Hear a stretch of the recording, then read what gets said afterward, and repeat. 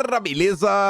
Como é que vocês estão? Meus amigos, o Brasil não cansa de nos surpreender. Gente do céu, antes de falar sobre essas surpresas, dividi o vídeo aqui em 4 partes. Quero mostrar pra vocês as últimas notícias que saíram sobre o caos que vive o governo Lula, que inclusive ganhou um apelido carinhoso. O Palácio do Planalto agora está sendo chamado de Ninho de Cobras. Gostei. Acho que casa muito bem. Saiu até um editorial já hoje, mais algumas notas, enfim. Depois eu quero falar sobre Jair Messias Bolsonaro versus Dilma. O Lula que deveria se controlar, né? Voltar para o centro, ser um político em prol da conciliação. Ontem atacou metade do Brasil, né, a metade que vota em Bolsonaro, falando absurdos sobre o ato de Bolsonaro aí no domingo. Quero mostrar para vocês, falar um pouco mais sobre o ato, mostrar algumas coisas que estão acontecendo na direita brasileira, alguns comentários que eu acho que são bem pertinentes e que vão nos levar ao tema mais importante do vídeo de hoje. Elon Musk, Dilma, a AGU do Lula foi para cima aí dos jornalistas. Parece que no Brasil vazamentos de informações que incomodam os poderosos só podem se for na Globo. Só na Globo tá liberado. Aí eu quero falar sobre essa questão da AGU, mostrar umas coisinhas pra vocês, falar sobre a nova narrativa criada pela esquerda. Esqueça gabinete do ódio, milícia digital, isso aí é pra boi dormir, isso é coisa de criança. Agora nasce a Internacional Fascista. Pelas bocas da turma lá do ICL, do Eduardo Moreira, o grande banqueiro brasileiro que tem a foto com a rainha.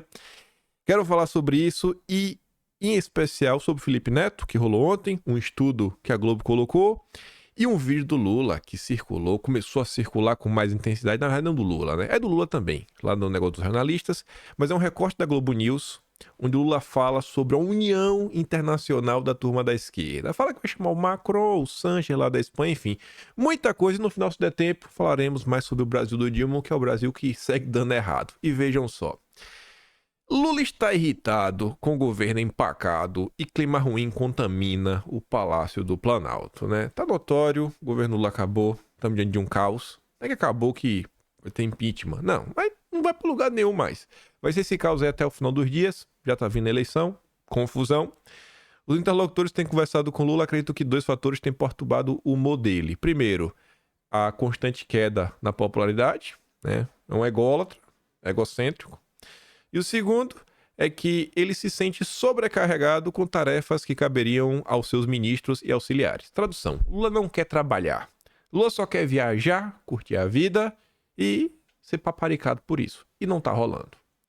O clima contamina o resto do palácio, chamado em Brasília por muitos de Ninho de Cobras. Quem diz é o consórcio, matéria do Estadão. Os petistas aí, se quiserem, pode, briga aí, briga. Vai lá e não reclama.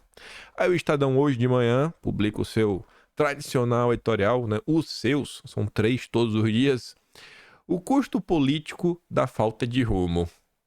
Parece que o consórcio está tentando se apoderar da nossa agenda, porque nós que estamos preocupados com um projeto de país, realmente começar discussões, tentar trazer as discussões importantes para o debate público. Somos nós que estamos falando de segurança pública, somos nós que estamos apontando aí a hipocrisia na questão da saúde. Por muito menos, minha Nossa Senhora, se fosse Bolsonaro, até o Pondé falou isso ontem, coloquei aqui um tweet dele, lá na frente mostra.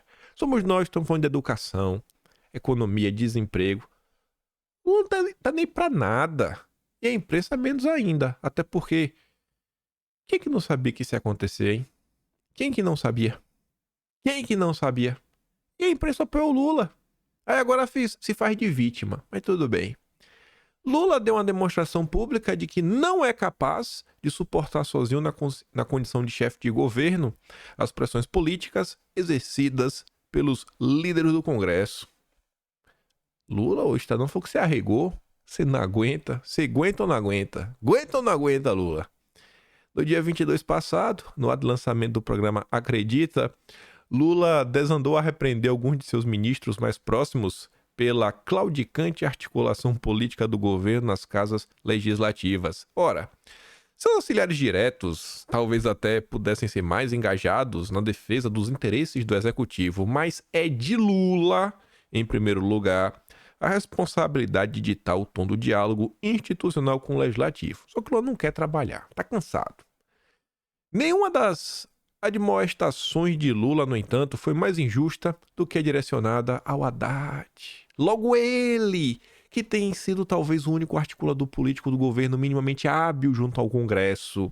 Vocês conseguem enxergar um padrão em relação ao que a gente viu ontem, anteontem, nos últimos dias? Como a imprensa vem tentando descolar o Haddad do Lula. O Haddad é um pobre coitado. O Lula não. O Lula não. Mas o Haddad é bacana. O Haddad é porreta. O André Esteves gosta do Haddad. Eliane Cantanhede defendeu o Haddad. Todo mundo defendeu o Haddad, rapaz. Globo News defendeu o Haddad. Matheus Leitão defendeu o Haddad. Não mexa com o Haddad, viu, Lula? Haddad é o queridinho. Por que será, né? Será que é porque as políticas econômicas do Haddad agradam os donos do Brasil? Que o Brasil tem dono, né? Então as famílias aí, e desde o período, sei lá, da República, né? Do golpe da República, já estão envolvidos. E a turma do Estadão, né? Por exemplo, os mesquitas, os bucheiros, vejam só. Diante da cobrança absolutamente disparatada, Haddad não conteve seu desconforto ao ser questionado por jornalistas. Eu só faço isso da vida, disse o ministro a respeito de suas frequentes conversas com deputados e senadores. Esse descompasso político entre governo e Congresso é decorrência de dois problemas fundamentais. O primeiro, de contornos mais nítidos, é a absoluta falta de um projeto de governo digno do nome, por meio do qual Lula pudesse engajar a sociedade e seus representantes no legislativo para negociar termos e prioridades. Como é que Lula quer que o pessoal se engaje, fazer alguma coisa, né? Pautar o debate, se não tem projeto? Tanto que o Estadão vai questionar isso, ó. Quando o presidente cobra de seus ministros mais participação na articulação política com parlamentares, a que exatamente se prestaria essa articulação? Aonde Lula pretende levar o Brasil? Para onde? Qual país deseja legar o sucessor? Não tem projeto, não tem soluções. É da boca para fora. O Lula só tá falando só para agradar, né? Tentar produzir algum material aí pra Globo, colocar, olha, o Lula entrou em campo, o Lula tá sendo sabotado pelos ministros. Não se sabe. Provavelmente porque nem Lula saiba. Preocupado com que está apenas em chegar em 2026 em condições de concorrer à reeleição. A única preocupação do PT é com seu projeto de poder. O segundo problema, não menos preocupante, é a recalcitrância de Lula em enxergar as transformações pelas quais passaram o Brasil e o mundo desde a sua primeira eleição para a presidência da República. Talvez acreditando que neste terceiro mandato estaria liberado para brincar de grande estadista, mundo afora, após salvar a democracia no Brasil, Lula terceirizou a tarefa de governar a um punhado de ministros. Não surpreende nesse sentido que, quando os problemas começam a bater à sua porta com mais força, o presidente sai dando broncas nesses auxiliares que, como tais, dependem diretamente do envolvimento do chefe para ter sucesso em suas atribuições. Nesse afã de posar como líder capaz de influenciar questões globais sobre as quais tem pouca ou nenhuma influência, né? O Lula é uma vergonha. Ao mesmo tempo que, no plano interno, quer ser visto como um presidente que recolocou o Brasil nos trilhos do desenvolvimento, usando para isso modelos que já se provaram equivocados no passado. Lula corre o risco de não conseguir ser nem uma coisa nem outra, irritar-se com seus ministros não vai mudar essa realidade. E aí, mais um dia de coisas muito estranhas. Eu não vou dar play, mas posso mandar o vídeo para vocês, né? Jornal Nacional destacando que pelo menos 7 capitais não tem um negócio lá, né, para evitar o fique em casa. Vocês entenderam o que eu disse, né? Sem usar as palavras que foram ditas. Vejam só, Lula, você está sendo criticado no Jornal Nacional, Lula. Você quer um novo fique em casa, Lula. Saúde pública no Brasil, esquece. Tanto que o Pondé fez um tweet, eu já falei mais cedo, né? Se Bolsonaro fosse o presidente, em meio ao descalabro de dengue hoje, a imprensa e os inteligentinhos já teriam gritado a palavra da moda. Ele é o Geno, mas o Lula não. Mas hoje impera o silêncio.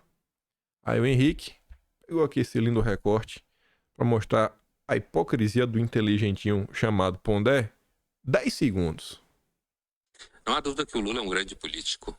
Muito melhor do que o Bolsonaro, como um político capaz, técnico, né? Não há dúvida que o Lula é um grande político. Muito bom político, né? Melhor que o Bolsonaro, muito técnico. Técnico. É técnico.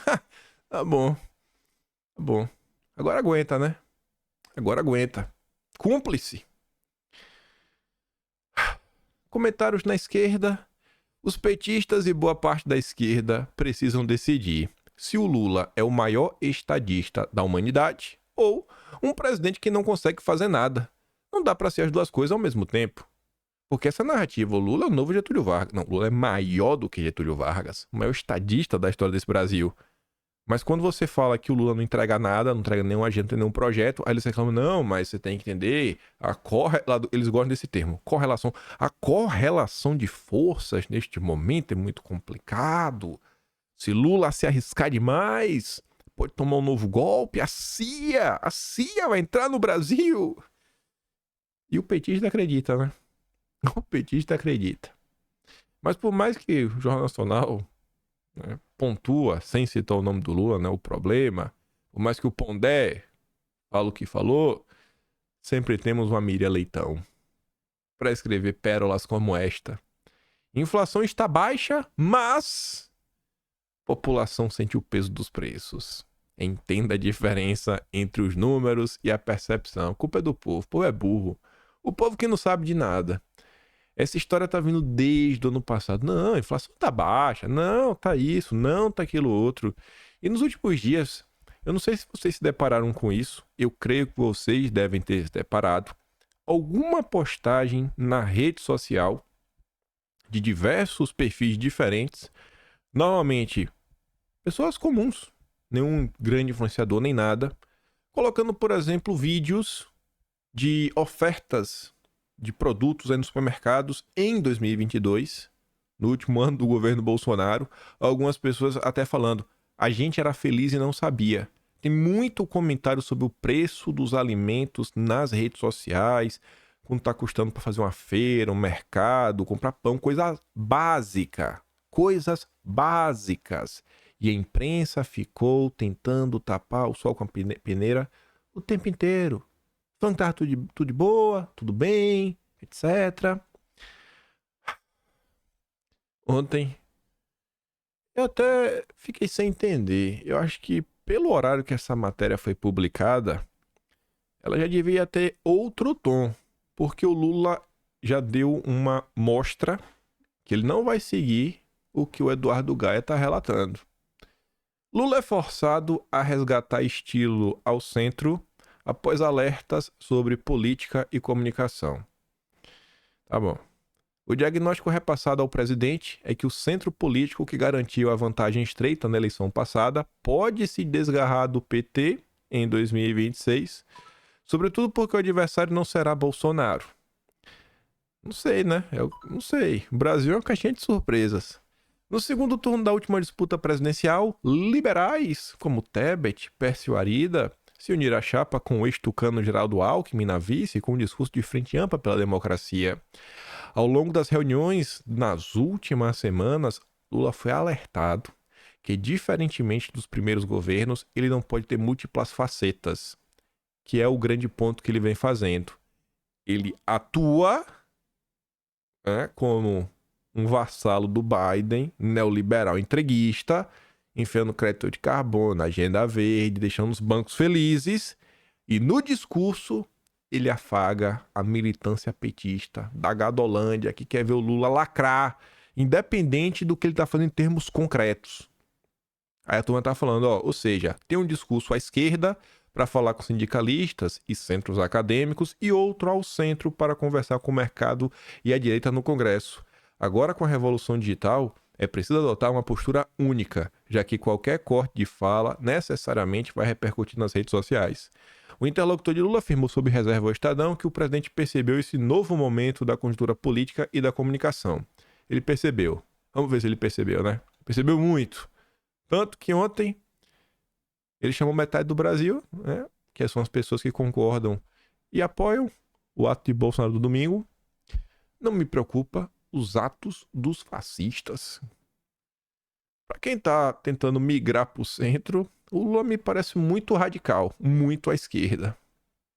Todo mundo que eu não gosto é fascista. E essa fala dele é engraçada. Essa insistência dele, ainda mais depois que o ICL aprontou no dia de ontem. Mas a gente vai chegar lá. Veja a diferença no tom. Olha o tweet inteiro. Não me preocupa os atos fascistas, diz Lula sobre manifestação em Copacabana. O presidente afirmou que não acompanhou o ato por estar fotografando casas de João de Barro no Palácio da Alvorada. Coitado, tá, é demais, né? Casa de passarinho. Como é que o UOL noticia isso? Lula ironiza a manifestação de Bolsonaro. Não vi nada. Ato de fascista não me preocupa. Ironia? Que ironia, né, gente? Chamar os outros de fascista é uma ironia muito bacana. Chamar um jornalista do UOL disso daí. Fala pra Bolsonaro chamar, pra ver se o UOL vai falar que é ironia ou se vai falar que é um ataque. É um absurdo o que alguns portais de imprensa fazem pra proteger e blindar o Lula. Mas vamos lá. Sobre os atos, não deu pra comentar muito ontem. Eu quero mostrar algumas coisas. Durante o ato lá, Nicolas fez uma fala falando que o Brasil precisa de testosterona. É óbvio que é uma figura de linguagem. E fica claro o que é que se trata, né? Pessoas, pô, com vigor, com coragem. Coragem pra fazer grandes mudanças. Coisa que é óbvia, sabe? Não tem pra que problematizar isso. Aí você vê, ó, o tio do MBL. O tio do MBL, Chico Graziano. Este país precisa de homens com testosterona. Ele colocou a aspas do que Nicolas disse. Achei que era trololó de rede, mas era verdade. O deputado Nicolas Ferreira vomitou mesmo essa barbaridade. Barbaridade. Barbaridade. Virou crime ser homem. Pobre política, pobre ideologia. Ser macho importa mais que ser inteligente. É desesperador, sabe? Essa é a direita do bem. Essa é a centro-direita, do amor. Né? Vamos unir a direita. Vamos unir a direita. O Chico Graziano. O que eu sei é que depois do ato que o Lula falou que não se importa, mas eu acho que ele se importa. Eu acho que ele viu. Em torno de Bolsonaro já traçou mais 4. Eu gosto assim. Bora, Jair. Roda esse Brasil. Depois de São Paulo, a próxima, ainda sem data, possivelmente será em Joinville, maior cidade de Santa Catarina. Outras 3 cidades estão no radar também para futuras manifestações. Porto Alegre, Belo Horizonte, Curitiba. Rode Brasil. Rode o Brasil, Bolsonaro. Tanto que ontem ele estava onde? Santa Catarina. Lotando as ruas mais uma vez. Já tá um motociata. E a parte mais interessante, além de mostrar a força de Bolsonaro, é o que tá ali no final, ó. Mas vamos ler tudo. Bolsonaro desembarcou por volta das 11 horas desta terça no Aeroporto Internacional Hercílio Luz, em Florianópolis, Santa Catarina, onde foi recepcionado por uma aglomeração de apoiadores e aliados. Já fico surpreso, né? O que é que aconteceu com o consórcio? Porque esse tipo de coisa nunca foi comentada. Quando o Bolsonaro era pré-candidato em 2018, 2016, 2017, quando era presidente. Agora o pessoal comenta, né? Tá bom, menos mal. Após, se encontrou, né? Foi recepcionado por Jorginho Melo, filho dele, Jair Renan. Após a recepção, o ex-presidente promoveu uma motociata que partiu do aeroporto e foi em direção ao clube de Top Gun. Durante sua passagem por Florianópolis, olha agora, olho no lance, Bolsonaro pretende se reunir com mais de 200 pré-candidatos do PL. Tá rodando, tá vendo, falar. A depender, bate uma foto já. Tá aí, ó. Tá aí. Tá aí. Esse senso de praticidade falta pra direita como um todo, viu? A gente já fala da questão do Elon Musk. E eu vou voltar nessa questão do senso de praticidade. Gosto do Jair, sabe? Não goste. Acho ele perfeito, acho ele imperfeito. Acho que ele defende as coisas melhores do mundo. Acho que deixa a desejar, que tem coisa que ele deveria se aprofundar. Uma coisa que eu acho que ninguém tem como discordar, né? O homem tá fazendo política. Certo ou errado ele tá fazendo. Política mesmo, assim, concreta. Pra tentar fazer algum tipo de mudança. Que depende dele, tá aí, né? Levando o povo aí às ruas, levando suas ideias, emplacando candidatos. E que com certeza vários serão eleitos. Eu vi esse comentário aqui bem interessante sobre a manifestação do Ebert, que ele fala o seguinte: o monitoramento da USP, que fala de 32.700 pessoas em Copacabana, tem uma vantagem. Usa mesmo método nas manifestações de esquerda. Isso permite entender as proporções. A da esquerda teve uns 1.000, né? Então 30 vezes maior de Bolsonaro. Exemplo, a maior manifestação pró-Lula, né, teve 65 mil. Um terço da última de Bolsonaro. Só mesmo os mais histéricos acreditam que o ato de Bolsonaro no Rio foi um fracasso. Mas não falta animador dessa bolha histérica. Usam foto de helicóptero com lente grande angular, outros comparam com a visita do Papa em 2013, outros só repetem a Globo como papagaios. O fato é que ninguém coloca tanta gente na rua a um custo tão baixo por pessoa num domingo quase aleatório. Não tem um agrado, não tem uma mortadelinha, não tem nada. O povo vai lá porque quer. Ninguém coloca. Ninguém. Rotular isso como mero populismo de extrema-direita é uma ótima forma de tapar o sol com a peneira a respeito de demandas populares legítimas e aumentar a polarização. Análise mais sóbria na esquerda. A realidade não vai se tornar o que você quer por omitir ou distorcer um fato. E o fato é que Bolsonaro mais uma vez lotou a rua. Eles estão com o discurso feito, alinhado, com críticas que ressoam na população. Ontem, por exemplo, Nicolas chamou Dilma de presidengue. E disse que o PT criticou Bolsonaro pelo fica em casa, mas não consegue controlar a questão da dengue. Ele está errado? Disse também que é o primeiro presidente da história que não pôs gente na rua. E mentiu? A situação econômica não está boa. A insatisfação, mesmo dentro da esquerda, está muito grande.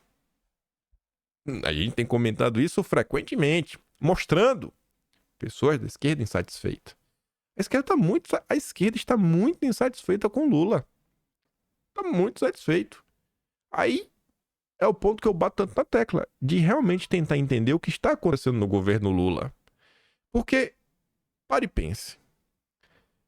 Se criticar o Lula, não porque ele realmente está fazendo, mas pelo que as pessoas acham que ele fez, e normalmente são críticas que levam a crer que ele está sendo esquerdista demais, é algo que o cara de esquerda vai olhar e falar: pô, não, então o Lula não tá tão ruim quanto eu achava.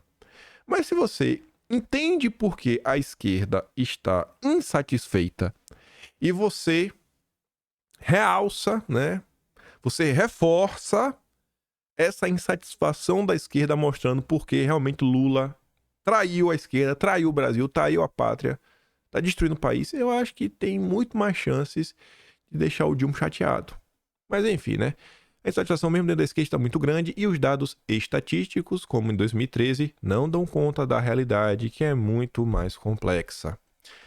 Falando sobre dilmistas, né, versus bolsonaristas, que tem a ver, a gente chegando aqui quase na questão do Elon Musk, Twitter, Lula, Felipe Neto. Não sei se vocês vão lembrar. Você lembra que a esquerda transformou a cabeça de Bolsonaro, né? Fez uma cabeça de Bolsonaro, jogou bola com ela. Aí fez várias coisas. E certa vez, certo dia, Carlos Bolsonaro reclamou sobre isso, tenho quase certeza, a história do futebol. Ele foi no comentário, ou foi a questão da Adélio, e fez uma frase assim, vazia. Ele não falou nada demais. Ele não falou o nome de ninguém. Não dava pra saber de quem ele estava falando. Pois bem, o intocável do Lula, como a Globo se refere ao diretor-geral da PF, né, o Andrei, matéria do Lauro Jardim, falou que pode mudar quem fosse, o Andrei não sai de onde tá. Chamou de intocável. Se sentiu ofendido, acionou a justiça contra Carlos Bolsonaro. Aí o Carlos coloca: um determinado setor da PF instaura um absurdo inquérito para me investigar por nada. O Ministério Público Federal finalmente promoveu o arquivamento. Agradeço a atenção de meu advogado, Antônio Carlos Fonseca. Vamos dar uma olhada. Você vê o Brasil de Lula, que quer se mover ao centro, né? Menos radical. Data vênia, a truncada e apertada expressão com desabafo em perfil pessoal de rede social. Olha o que o Carlos escreveu. O seu guarda-diretor a que enxerga com outros olhos. Só tem isso. O que ele tá falando? Mas teve gente que sentiu as dores. Não configura a atribuição de um fato difamante específico relacionado a funções públicas da vítima e sequer seria passível de comprovação pela defesa em exceção de verdade. Tampouco foi formulado comentário ofensivo com juízo de valor relativo às funções públicas da vítima, cujo honroso e destacar cargo público não é referido sequer indiretamente. Outro sim, somente mediante criativa ilação, o sujeito da pequena frase guarda-diretor tratar-se-ia da vítima, diretor da Polícia Federal, enquanto o predicado da frase enxerga com outros olhos, não contém imputação de conduta ou fato alvitante ou depreciativo. Ele não falou, o que ele falou? Nada, falou, enxerga com outros olhos. Eu fui ofendido. Ele falou que eu enxergo contra os olhos. Cara, o que se tornou o Brasil? Você fala, ainda que o Carlos tivesse dito que era o diretor da PF, ainda que ele tivesse dito isso, aí ele falou que eu enxergo contra os olhos. Pelo amor de Deus. Esse é o Brasil do PT. Esse é o Brasil do PT. Sabe, você pode não gostar do Carlos Bolsonaro, você pode discordar, mas, gente, olha o que está acontecendo. Pelo exposto, ausente o exercício do direito de representação, condição de procedibilidade da ação penal, deve ser declarada a extinção de punibilidade. Foi o que o Ministério Público decidiu, né? Mas vai saber o que é que vai sair da cabeça da Justiça. Se vai acatar ou não, na orientação do Ministério. No seu mérito, a conta objetiva imputada ao investigado não encontra adequação de blá, blá, blá. Assim, promovo o arquivamento do presente feito com fulcro no artigo 397, inciso 3º do CPP. Nesse âmbito da justiça, o que depender do PT, nada vai mudar. Mas, o que depende de algumas regras, sim. A gente comentou uma matéria da Globo que saiu falando agora que o Mendonça, a partir do dia 3 de junho, vai integrar o Tribunal Superior Eleitoral, e talvez o tribunal possa caminhar um pouquinho mais para a direita. E o Estadão vem para reforçar isso. Sai o ministro, entra Mendonça. Troca de ministros deve mudar o tom na corte. Assim eu espero, de coração, né? Assim eu espero. Mas pegando ganho disso daí, né? Judiciário, para começar a falar sobre internet, censura, liberdade. Vejam como são as coisas. Começou a confusão, né? Do X, vocês viram. No final de semana, circulou o relatório da PF, a gente falou sobre ele. Falando aí que o pessoal tava participando de Spaces, né? Fizeram lives, o Twitter, né? Isso, aquilo, outro. Sei lá, né? Toda aquela história. Beleza. Falar um monte de coisa. Aí, após a apresentação desse relatório, a Justiça agora pediu os esclarecimentos, né, as explicações sobre as ponderações que a Polícia Federal fez. Aí tá ali dizendo que o ministro manda o X se manifestar em 5 dias sobre descumprimentos de decisão judicial apontados pela PF. A Polícia Federal afirmou em relatório que a rede social de propriedade de Elon Musk permitiu transmissão ao vivo de perfis bloqueados, participação no Space, etc. Eu não sou especialista em TI, mas eu entendo um pouco como as coisas funcionam. O Hélio Beltrão fez um tweet bacana, comentando um pouco sobre o caso, falando o seguinte, ó. A ferocidade de censura é inacreditável. O Supremo agora punirá o Twitter se Constantino, que mora há 10 anos nos Estados Unidos, participar de um Spaces iniciado por um americano e que esteja disponível para brasileiros entrarem. Aliás, isso já aconteceu, pois eu participei de um Spaces totalmente lançado no exterior em inglês, onde havia um perfil censurado. Ou seja, o Supremo quer que o X bloqueie a ferramenta Spaces para todos os brasileiros por haver chance de um perfil censurado estar na sala. Ou, alternativamente, quer que o Twitter bloqueie o Spaces de todos os perfis censurados no mundo inteiro, mesmo que sejam residentes fora do Brasil. E aí qual é o ponto? Como é que funciona o Spaces? Se você for bloqueado pelo criador do Spaces, você não pode entrar. Spaces é uma ferramenta que é como se fosse uma sala de bate-papo que todo mundo pode entrar, mas só quem pode falar são os oradores. E quem escolhe os oradores é quem criou a sala. Se a pessoa que criou a sala lhe bloqueou, você jamais vai conseguir entrar. Se a pessoa que lhe bloqueou, ela só tá como orador, não tem nenhum problema. O que vai te impedir ou não de entrar na sala é quem criou. Aí pensa o seguinte. Pensa que o próprio, sei lá, qualquer pessoa conhecida, a Madonna. A Madonna criou uma sala. Madonna criou uma sala. O Beltrão tá falando do Constantino. Vamos supor que a Madonna tá na sala. Aí você tá lá. Você tá ouvindo a Madonna. Por alguma razão, o Rodrigo Constantino entra na sala da Madonna. E aí? Vai fazer o quê? Você vai proibir as pessoas de ouvir a Madonna porque o Constantino entrou na sala? Ou você vai querer impedir que o Constantino entre em qualquer Spaces, mesmo sabendo que as proibições dele estão no Brasil? Porque ele é cidadão americano, bora lá. Então ele, como americano, não pode participar de despedir americanos?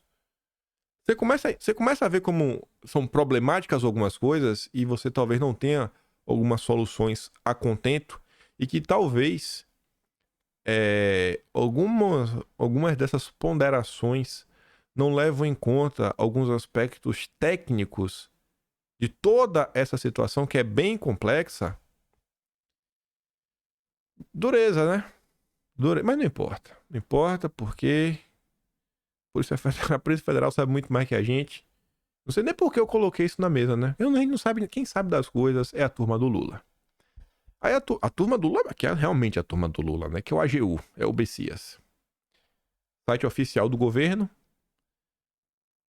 Não tá bonitinho assim um print, né? Eu botei porque, já disse a vocês, do jeito que tá aqui, eu vou depois recortar, né? E colocar no Atlas. Então, vai que um dia a conta do Schellenberger desapareça. Pô, o cara vai poder ler no Atlas, né? E ver realmente qual era a notícia, pelo menos manchete, subtítulo. A AGU encaminhou ao Supremo indícios de crime cometido por meio da rede social X. Crime. Meteram um crime. Aí o Schellenberger diz assim, ó, o Procurador-Geral do Brasil acaba de me acusar de um provável crime por publicar o Twitter Files do Brasil. É uma mentira monstruosa. O Lula está a perseguir-me porque expus a censura ilegal do governo. Vou lutar e vencer. Eu fui lá dar uma olhada na nota, né? A AGU nessa terça, Supremo, notícia de fato com informações que demonstram a provável ocorrência de crime contra o Estado Democrático de Direito e contra as instituições em razão da divulgação de informações sigilosas. No documento, a AGU solicita ao relator do procedimento no Supremo, o ministro, que encaminhe as informações ao Ministério Público Federal para que o órgão que tem competência constitucional para propulações penais contra autores de delitos avalie se houve de fato a existência de crime com a identificação das respectivas autorias. As circunstâncias que embasam a notícia encaminhada foram a divulgação dia 3 de abril deste ano dos chamados Twitter Files. Trata-se de um conjunto de e-mails trocados por funcionários da rede social do X, né? Comenta muitas coisas. As informações sigilosas foram postadas pelo jornalista americano Michael Schellenberger em seu perfil no X. Em seu post, Schellenberger também fez acusações contra o ministro, a quem atribui medidas autoritárias e antidemocráticas. Para a AGU, a divulgação via X dos conteúdos dos e-mails, sem as respectivas autorizações judiciais, comprometeram as investigações em curso e na Corte, no Tribunal Superior Eleitoral, sobre as condutas antidemocráticas ocorridas no Brasil que culminaram nos atos contra as sedes dos poderes no dia 8 de janeiro. Imagina achar isso aqui normal. Tem gente que acha normal. A imprensa acha normal. E pior, né? Imagina quem olha para isso e bate palma. Que é a turma da esquerda. Celebra, né? A festa.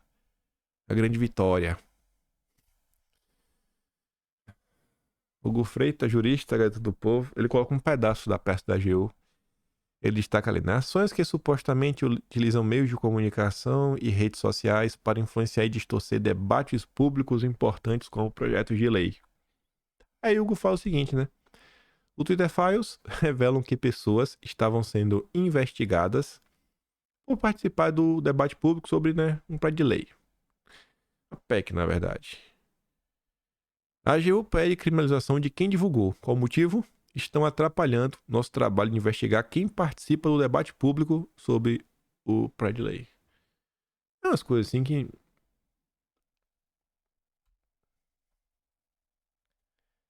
Saiu semana passada. Ou na semana passada, não, só essa semana já. Esse negócio dá uma desanimada, não dá? Eu tento até manter a energia mais alta, mas você lê assim, nossa, é uma tristeza. Porque você sabe que a galera tá de má vontade. É muita má vontade de não querer entender as coisas. Sabe assim, pô, os petistas, sabe, a galera gosta de uma confusão, né? Rapaz, é uma confusão. A turma não gosta de paz, não gosta de confusão. Mas enfim, saiu o Twitter Files 3. A turma mostrou como algumas coisas que aconteceram inclusive contra a esquerda. Fala algumas coisas interessantíssimas. E também falou sobre questão de hashtag, etc. O Marsiglia faz uma ponderação que você não precisa ter acompanhado o Twitter Files parte 3 para entender. Ele fala assim, ó, um aspecto interessante do chamado Twitter Files 3, divulgado ontem, é a aparente obsessão de nossos tribunais com hashtags. Ao que consta, queriam auxílio das plataformas para identificar os seus criadores, monitorar sua evolução e até mesmo diminuir o alcance de contas que as propagavam. Mas o que é uma hashtag? É uma mescla de opinião com texto criativo. Não é possível que se entenda uma hashtag como um fenômeno informativo para que seu mau uso possa ser tratado juridicamente como desinformação. Não é possível que seja entendida como portadora da verdade para seu mau uso possa ser compreendido juridicamente como fake news. O que opcionavam, então, com o monitoramento de hashtags? O que está acontecendo no Brasil? Teve 100 mil menções a hashtag Lula é malvado. E daí? Sabe? E daí? O que mudou? Nada! Sabe? É um negócio assim que é uma loucura. É uma loucura. As preocupações das pessoas... Não sei se a turma entende as coisas, se é má vontade, se é vontade de criar confusão. O que eu sei é que saiu essa nota ontem. Ontem lá no Talking Show, até abri uma live. Eu fico feliz com vários de vocês. Ataque contra o ministro por bloqueios no X. Partiu de comunidade com alta proporção de contas falsas. Aponta relatório. Quem que faz relatório? Especialistas. Aí eu perguntei ontem, lá na live, né? Eu falei, vocês aqui, só vale quem não viu a matéria. Só vale quem não viu. Falei no vídeo, falei, de tudo que vocês já ouviram, olha só, matéria na Globo, né? Matéria pró-censura, tratando de rede social, regulamentação, com especialista. E aí, quem foi? Vocês que nos acompanham, já sabem, só tem duas opções. Só tem duas. Ambas estão no Rio de Janeiro. Nesse caso aqui, né? Uma é o ITS, a outra é o NetLab. Quem foi que fez o estudo? O NetLab. Tá ali embaixo, ó. É o que aponta o novo levantamento do NetLab. Gente, é um negócio que é um padrão. Não precisa ser gênio para entender. É só... Aquela coisa, né? Você vai lendo, aí você começa a notar que tem uma coisa... Porque toda nota que sai na Globo sobre... eles expondo a necessidade de censurar e criando narrativa para fortalecer a necessidade de censura, ou é a turma do ITS, ou é a turma do NetLab. É incrível. É incrível. É um negócio assim que é previsível. Não precisa nem abrir a nota para saber. Eu nunca nem ler o resto. Mas eu vou ler para mostrar para vocês. E vou dar uma sugestão aqui. Tive algum jornalista de um portal mais independente, mais à direita, quiser soltar essa manchete, eu acho que seria bacana. Mas tá ali, né? O debate digital em torno, né, entre Elon Musk e o ministro, mobilizou duas principais comunidades, que se diferenciam pelos índices de interações e uso de robôs. Será que realmente elas se diferenciam? Porque, olha só, quando você coloca assim, ó, se diferenciam pelos índices de interação e o uso de robô. O que é que leva a entender isso que tá em verde? Eu vou falar, você pode dizer que você concorda comigo ou não. Eu acho que o que o leitor entende é o seguinte, olha, um grupo tem muita interação e usa robô, o outro grupo tem pouca interação e não usa robô. Esse grupo é honesto. É um grupo malvado que tá aí nas redes com robôs, bots, e o outro é do bem. Eu acho que é isso que dá a entender. O que é mentira. O que é mentira. Vocês vão ver os números da própria matéria. Com maior proporção de contas consideradas falsas, a base que impulsionou o posicionamento do bilionário contra o ministro teve alto grau de compartilhamento. Ó, tá vendo? O lado do Elon Musk, mais engajado, tem muitos robôs. Enquanto isso, o grupo lulista, né, que teceu um discurso contra o Elon Musk, é menos denso e engajado, apresentando também uma menor proporção de contas avaliadas como não autênticas. Interessante. Muito interessante. Porque, olha que coisinha. Olha que safadeza. Eu adoro essa safadeza. Danados. O texto começa a falar o seguinte, ó. Maior proporção, menor proporção. Olha como esse termo proporção é relação, né? Quantidade de contas autênticas para contas inautênticas. Quando você lê isso daqui, essa parte verde já começa a ficar diferente. Só que o pior não é isso.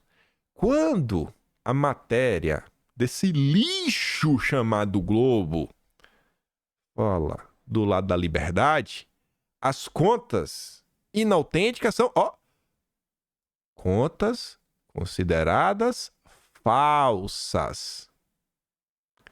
Na hora de falar de conta falsa, na esquerda, contas avaliadas como não autênticas. Um é falso, o outro é não autêntico. É a mesma coisa. Só que o termo não autêntico só não é autêntico, tá? Mas o outro é falso. Tem um peso diferente. Você vê como a galera... Eu não vou abrir margem. Você vê como a galera realmente é lulista, né? São uns lulistas. Luiz Felipe de Azevedo. Rapaz, que lixo, viu, de matéria. Deve estar orgulhoso, né? Deve estar muito orgulhoso. Seu inquisidor, velho. Rapaz, essas pessoas não têm Deus no coração, não. Sabe? Eu não gosto do Lula. Eu não gosto da esquerda, mas eu não minto. E eu não fico criando narrativa pra levar a perseguição dessas pessoas. Porque perseguir nunca é bacana. Aí tá ali, né? Que é para um levantamento do NetLab. Aí veja só como são as coisas. Veja que manchete... Que manchete, né? Ataque, né? Partiu de comunidade com alta proporção de contas falsas. O ataque. E aí você vai olhar assim, ó.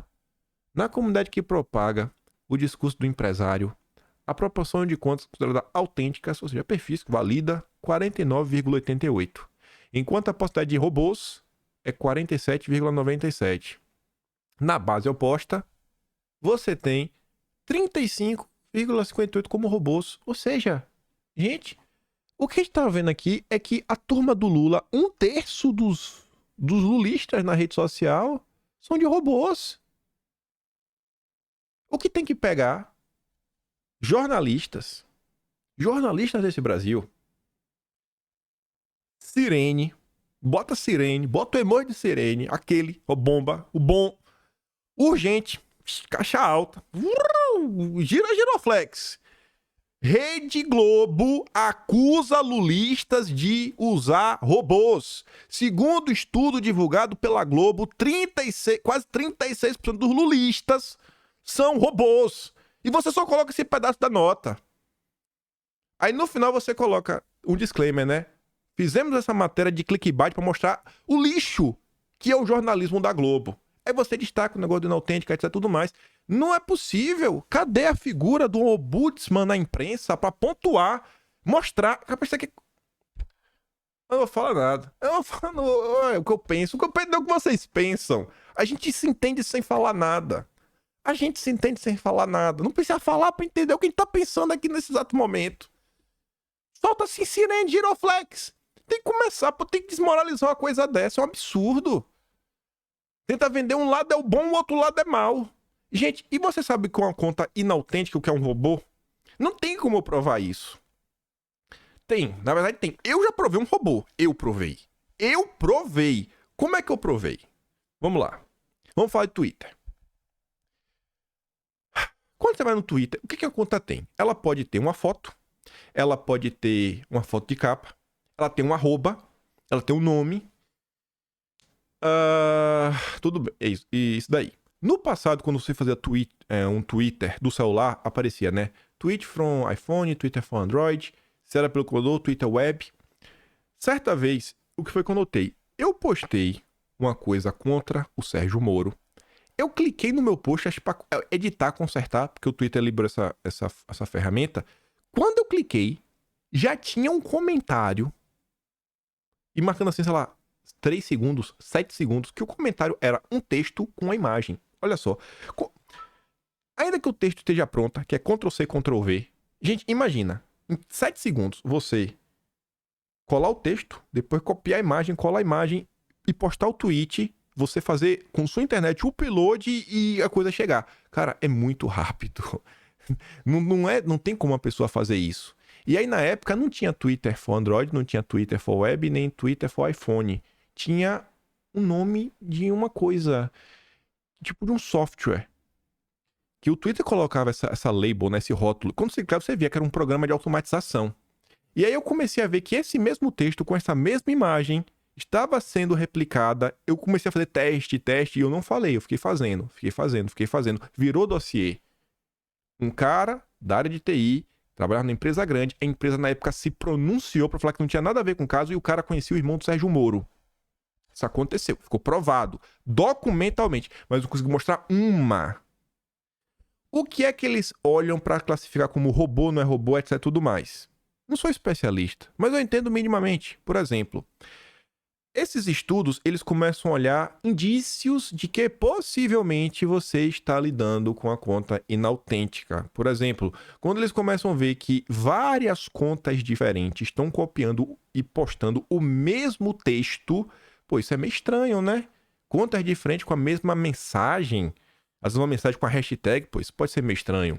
Quando olha e vê que a conta, ela não tem foto. Estranho, né? Aí você olha pra arroba. O meu arroba aqui, Kim Paim. Você deve ter sua arroba, seu nome, sobrenome, sei lá, você inventa alguma. Quando você cria uma conta do zero do Twitter, você não é Paulo. Você botou lá, Paulo. O Twitter vai criar automaticamente pra você um arroba, aí depois você vai e muda. Então, arroba original normalmente é assim, Paulo, 25, 70, 36, 47, e coloca um número aleatório. Se você não muda essa arroba, é mais um indício que deve ter algo errado. Pô, o cara não troca arroba, o cara não tem foto, o cara fica... Então, esses indícios levam a crer que aquela conta possivelmente é um robô. Tanto que eles não afirmam, né? Enquanto, né? Consideradas. A gente considera. Não dá pra bater o martelo, não dá pra saber. Então, assim, é um absurdo atrás de um absurdo. Que o único objetivo é o quê? Criminalizar um lado da política. Tem que meter nota. Sirene. Rede Globo. Divulga estudo. 36, quase 36%. Né, das contas, segundo estudo, de lulistas são robôs, né? Tem que botar assim, pô. E lá no escrito você bota o disclaimer, né? Fala assim, desculpe, leitor, por essa manchete, mas é pra mostrar o lixo que se tornou a imprensa brasileira. Você pode dar essa explicação, você pode ir atrás. Nas próprias políticas, eles explicam, né, como é que eles classificam essas contas inautênticas. Não dá pra deixar essas coisas passar, não. Aqui é só pra mostrar que é sempre aquele mais do mesmo, né? Ah, NetLab! O que é NetLab? É Ford Foundation! É Open Society! Semana passada eu mostrei pra vocês, né? Como já tava grande esse episódio do Elon Musk, né? 15 dias falando. Metade do Atlas de Abril vai ser sobre isso. E já tinha um capítulo lá que era Elon Musk contra focas e ongueiros. A gente vai falar do foca também, né? Mas é sempre os ongueiros. E aí eu volto também pra falar... Quando eu digo pra vocês, gente, algumas questões que nós enfrentamos, a gente não vai conseguir resolvendo ela Mas indiretamente, tá mais do que claro que essas ONGs internacionais, elas estão contra a liberdade, elas estão do lado da censura. Olha como até o vigor desse episódio de Elon Musk já tá caindo, já voltou o Lula pra imprensa, todo dia tem uma coisinha, mas a gente já não tem mais o mesmo clamor. A janela basicamente se fechou. Deve ter mais alguma coisinha.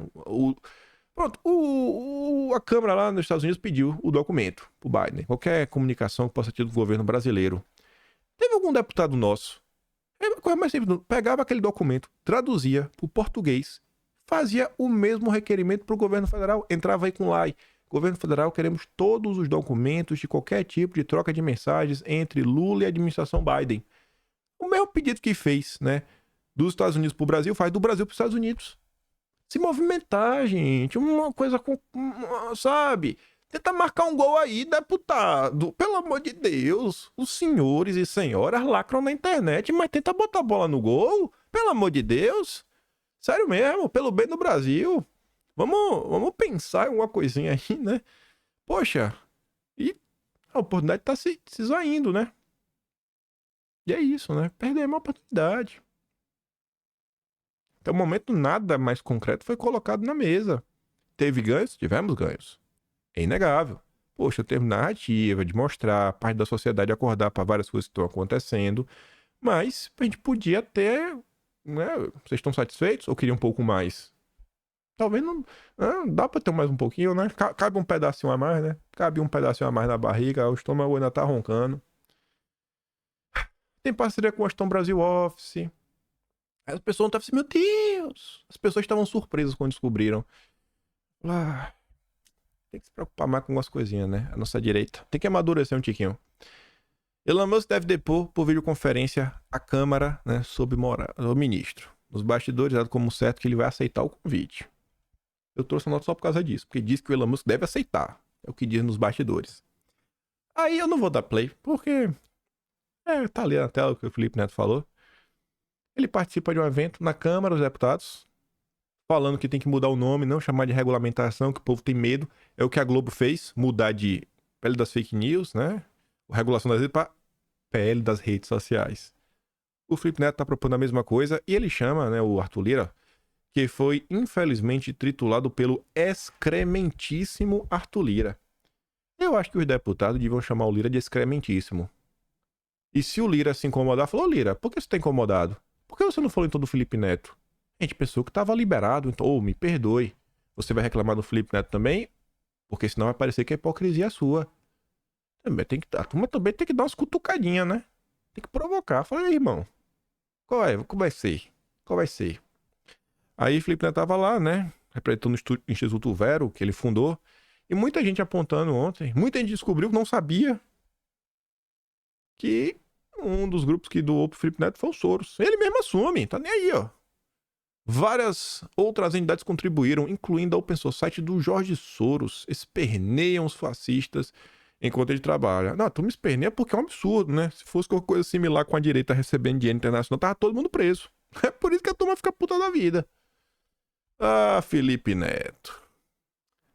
Aí, ontem isso aqui rodou bastante.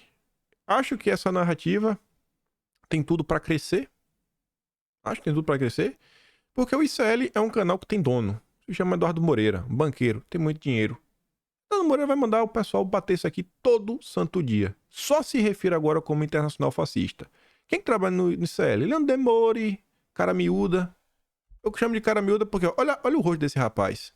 Parece assim, eu até falei na live ontem, né? Normalmente você pega assim, do olho pra lateral da cabeça, é um dedo. Ele parece que deram um offset de 4. É o olhinho aqui, ó. Os dois olhinhos aqui, a boquinha. A cara dele cabe aqui, ó. Cabe aqui. E o resto é resto. Eu nunca vi uma cara dessa. Boca miúda. O calejão. Aí botou um monte de gente, né? Elon Musk, Peter Thiel, Cherna Moscovitz, da apostas. Né? Das apostas, é mesmo, as bets, né? Pronto. Apostas do UFC. Um monte de gente, não sei nem quem é essa galera, mas já descobri que tem internacional fascista. De coração, eu não conheço também nenhum desses. Nenhum, mas não também, né? Os empresários. Aí, os políticos eu sei quem é, né? Bolsonaro, Trump, Milley, Georgia, Orbán, o Modi da Índia. Não é aleatório, né? Isso não é aleatório. Isso não é aleatório. Por quê? Porque a Índia não tá jogando do lado da turminha, né, do Ocidente. A Inglaterra tá muito chateada com a Índia. Já botaram pra fritar. E o Eduardo Bonito tá foto com a rainha, né? A afinada rainha. Recebe ordem da casa de Windsor. Aí tá lá o Cast do Chile, o Wilders da Holanda, conheço, o Le Pen, o Abascal da Espanha e o Ventura. O Abascal é do Vox. Aí, essa aqui é a melhor de todas. Até o finado Olavo tá lá. Rapaz. É porque é ideólogo, né? As ideias se mantêm vivas. Pois bem, Carlos Bolsonaro é o ideólogo, intelectual. Essa cabeça de pote dele. Fazer piada, né? Meu Deus do céu. É incrível, gente. É incrível. O Duguin. É a direita duguinista. Direita duguinista. Aí tá o Beno, né? Que é padrão Malafaia. Aí de teleinfluenciadores colocaram a Glória Álvares, Ben Shapiro, Alan dos Santos, Azui, Marco Antônio, o Adriles e até o Adriles. O Adriles. Meu Deus do céu, velho. É de doer, viu? É de doer. Aí veja como são as coisas. Mais comentários da esquerda. Não foi só o único, mas isso que eu achei o mais o melhorzinho. A imprensa tradicional e a progressista andam bem parecidas. Defendem o sistema que pariu Bolsonaro, medidas autoritárias disfarçadas de democráticas, e servem a mesma narrativa de que existe um lado democrático e que no princípio era o verbo, e as redes sociais ferraram tudo. A diferença é que a primeira representa um setor que tem poder de verdade, que é o poder no Brasil, na imprensa, o consórcio. A segunda representa um grupo que acha que está no poder. A esquerda se tornou, né, um puxadinho no consórcio. Aí, no final da noite de ontem, a Globo News colocou esse vídeo na fala do Lula. Começou a circular bastante. Muita gente comentando sobre isso. Olha, o Lula está revelando o grande conluio. Enquanto a esquerda diz, né, que a direita está fazendo, mas na verdade que está falando são eles. Vamos ouvir aqui o Dilma. Essa fala é muito boa do Dilma. Deixa eu te contar que o presidente Lula disse hoje que quer um encontro entre os chamados presidentes democratas. Lula quer uma estratégia internacional contra a extrema-direita. Então, os Estados Unidos, que era o espelho da democracia, da coisa em ordem, do respeito às instituições, está do jeito que está. Então, eu acho que nós estamos vivendo um novo período. Os setores de esquerda, os setores progressistas, os setores democráticos têm que se organizarem, têm que se preparar. Eu estou tentando ver, já falei com o Pedro Santos, falei com o Macron, eu estou tentando ver se a gente consegue fazer uma reunião com os chamados, sabe, presidentes democratas, sabe, por ocasião da reunião da Assembleia Geral das Nações Unidas, para a gente definir, sabe, uma estratégia de como nós vamos, a nível internacional, sabe, enfrentar o crescimento da extrema-direita e suas matizes. Engraçado, né? Lula quer criar uma internacional de esquerda. Agora vem cá, gente. Por que o Lula não falou que ia chamar o Putin, o Xi, né? O Maduro, a tomada da Cuba? É engraçado, né? Por isso que eu digo, não dá pra continuar olhando pro governo Lula e gritando comunista, fora de São Paulo. Olha quem são os amigos do Lula. Olha quem são os amigos, os aliados de primeira hora do Lula. É o Macron. É o Biden. O Lula tá falando, eu vou chamar o Macron. Vamos resolver juntos.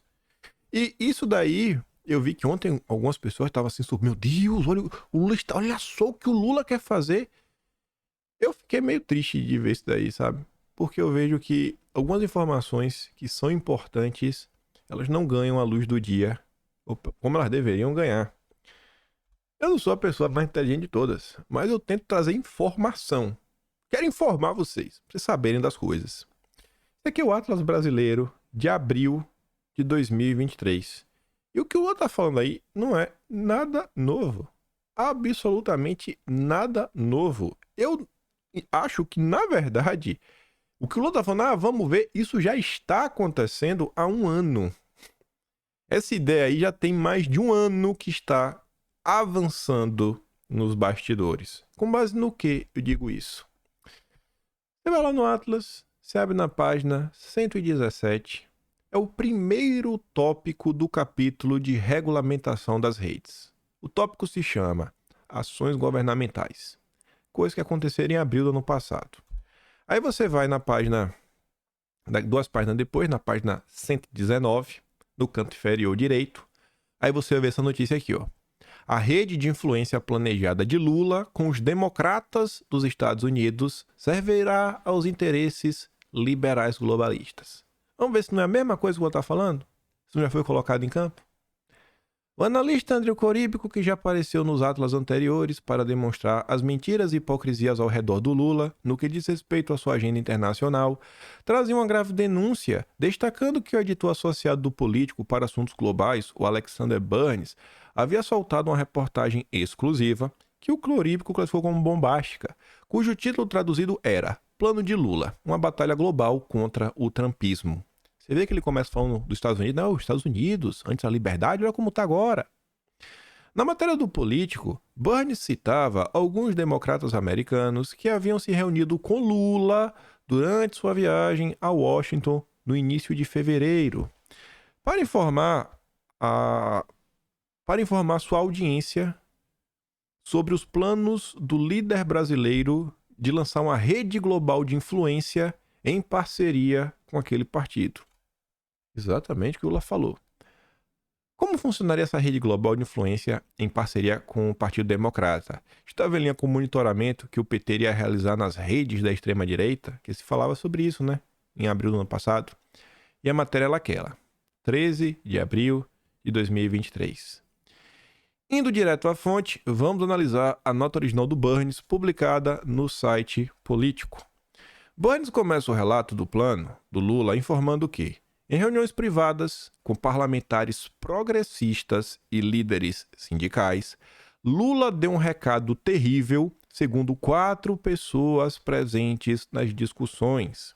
Embora demagogos venenosos tenham caído no Brasil e nos Estados Unidos, Lula alertou que uma rede global de forças de direita continua a ameaçar a liberdade política. Eleitores esmagados pela desigualdade econômica e confusões por uma enxurrada de desinformações nas redes sociais permaneceram vulneráveis a figuras como Trump e Bolsonaro, o homem forte e brutal que Lula mal derrotou no outono passado. Você vê que o tom da nota, né, é bem à esquerda, né, como Bolsonaro, demagogos venenosos. Aqui é abre aspas, né, a tradução do Google do texto em inglês. Segundo Burns, Lula chamava para o campo de batalha a esquerda ao fazer a crítica em que seria necessário o empenho de todos no plano, né, aspas, em Washington, o líder brasileiro de 77 anos lançou um chamado à batalha. A esquerda precisava construir sua própria rede transnacional, disse Lula, para lutar por seus valores políticos e enfrentar crises como a privação econômica e as mudanças climáticas. E o Lula vem avançando com a agenda verde, né? Líderes de extrema-direita como Trump e Bolsonaro nas Américas se procuraram e encontraram companheiros de viagem na linha dura europeia, como a francesa Le Pen, o Orbán. Não existiu nenhum clube comparável na esquerda. Na visão de Lula, era a hora disso mudar. Burns também informava que, aspas, a deputada Pamela Jayapal, democrata de Washington, líder da bancada progressista do Congresso, disse que Lula, olha só, ela estava lá, é fonte primária, disse que Lula quer mobilizar forças de esquerda contra a rede internacional de pessoas e movimentos de direita que busca dominar países democráticos. Se Lula havia vencido as eleições de 2022, por que a preocupação? Ou será que era somente vencido por uma agenda anti-Bolsonaro que havia sido propagada, sendo assim a agenda política do Lula ter perdido? Outro ponto curioso apresentado ao longo da reportagem dizia que ele realmente estava nos apelando, né? A deputada americana disse, estava apelando, pedindo à bancada progressista que construísse algo que pudesse combater isso. Então, assim, o que o Lula falou ontem não é nada novo.